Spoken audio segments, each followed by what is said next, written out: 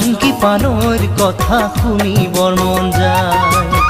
থাকিবানে সঁচাকৈ মোৰ কনে গৈ মই আহিমে বুলি তুমি বাটে চাই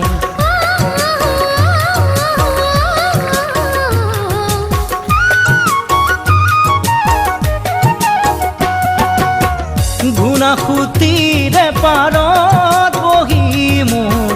জংকি পানৰ